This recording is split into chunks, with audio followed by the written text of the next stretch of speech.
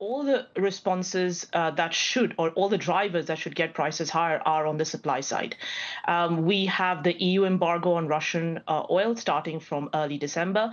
The SPR slowly winds down. There is no new SPR on the cards, despite some headlines recently from the US.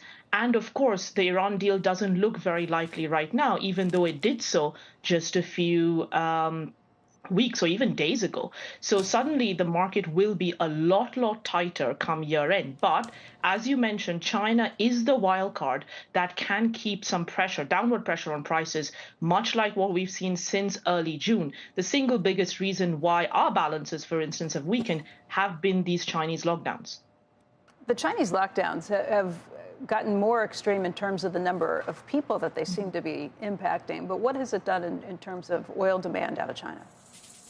It's not as catastrophic as what happened in April. In April, when Shanghai was locked down and some other cities were also in lockdown, about 60% of Chinese demand was at risk. And that's a big number given China consumes about 14 million barrels per day of oil.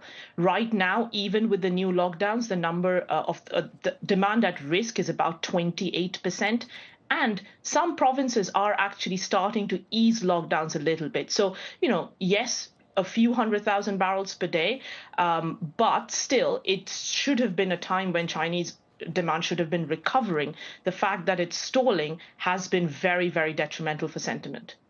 We were talking about the proposed caps on oil prices out of Europe for Russian oil, and price caps never seem to work. But I did see some kind of play back and forth over the weekend about how Russia was offering lower-priced oil to places like India, and people said, "Look, that's an intended consequence of the oil cap. It makes it tougher for them to charge higher prices to other people too." What do you think of that? I respectfully disagree. I have seen that some of the statements about that. Russian oil has been trading at a discount from between $20 to $30 since the invasion of Ukraine.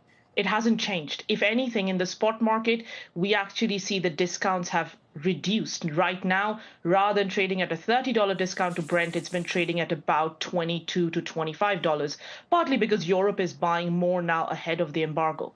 China and India have always been paying lower prices. And yes, even some of the long-term contracts are actually being done at lower prices. But this was happening well before the price cap. Our view on this is that, look, because the US is so desperate to get the price cap through, it's using these as a justification, even though these have been happening well before that. That's an excellent point. Very quickly, what's your best guess about how high prices go before the end of the year? Look, if China reopens, no, I'm not expecting a huge reopening, but at least stops curbing or coming up with lockdowns after their party congress on the 16th of October, I firmly believe prices should be well above $120 for Brent by year end. Shepard Smith here. Thanks for watching CNBC on YouTube.